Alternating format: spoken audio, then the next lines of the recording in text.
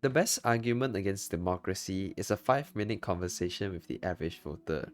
This was said by Winston Churchill, the man responsible for defending democracy from fascism. Yet behind closed doors, even he had doubts of the system. Socrates asked the question in Book 6 of the Republic. Suppose you were on a ship one day. Who would you choose to steer the ship? A captain or a regular sailor? Of course, you would choose the captain. Why? Because the captain has real navigation skills. He knows how to direct the ship's course safely. The sailor, on the other hand, flatters himself with talk of how everybody has the right to steer, but has never learned the art of navigation and cannot tell you who taught him or when he learned to steer. Plato coined this the ship of state metaphor, where he asked the question, if we choose the captain over the sailor to steer our ship, then why do we allow ordinary citizens to lead our countries? Plato was worried that democracy will morph itself into an idiocracy, where the loudest, not the smartest, where the ones who lie and promise the most, win. Socrates used the analogy of a sweet shop owner versus a doctor. He said the cook gives you candy and flattery, whilst the doctor gives you bitter medicine and diet restrictions. Put in front a group of uneducated citizenry, they will follow the cook, not the doctor. Plato feared the uneducated not because they were stupid, but because under democracy, they held the same amount of power as the educated and informed citizenry. And in a society where being uneducated is much easier than being educated, democracy will produce demagogues, strongman leaders who claim they alone can solve all problems. Plato was warning about populism before it even had a name. And Plato was warning that democracy was structurally rewarding people who were giving sweet candy instead of bitter medicine. If you're living in a democracy, does this sound familiar to you? Do you feel like a majority of people participating in democracy are actively voting for the sweet shop owner and against the doctor, only to realize their mistake and repeat it again? In fact, in many of our democracies, voters vote for the candidates that will harm them the most and complain about being harmed, yet still vote for them again and again and again. And the question arises, is democracy worth it? Well, yes, but only if we try.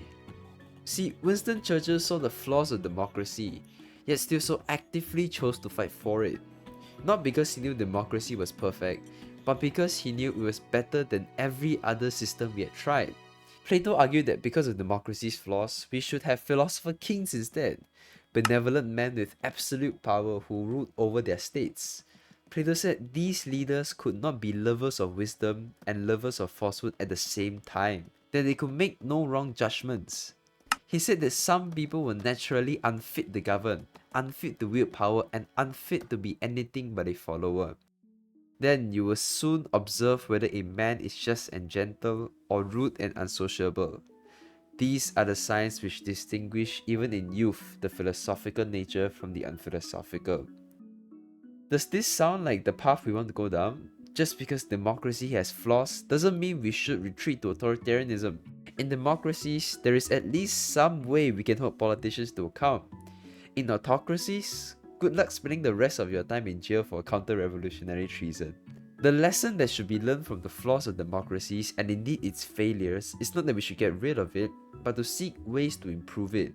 Democracy fails not because people vote, but because the people who are voting have long been abandoned before they even reach the ballot box. Franklin Roosevelt said it best, democracy has disappeared in several great nations, not because the people of those nations dislike democracy, but because they have grown tired of unemployment and insecurity, of seeing their children hungry while they sit helpless in the face of government confusion and government weakness through lack of leadership.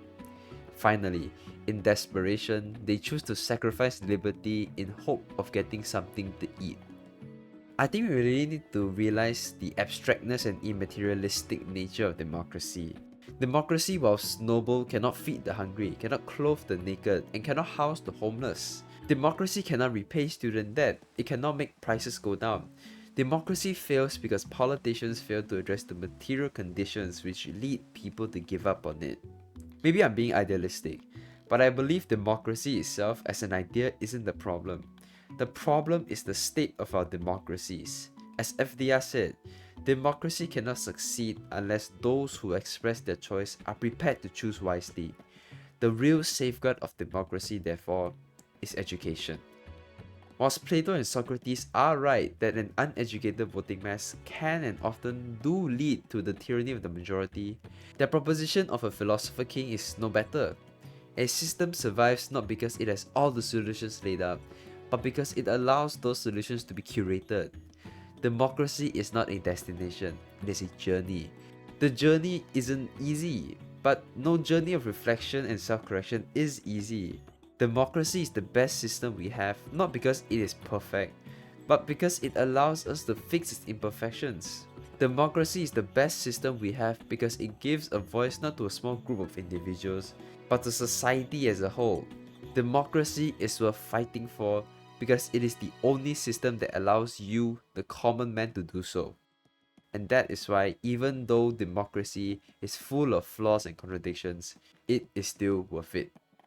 Thank you.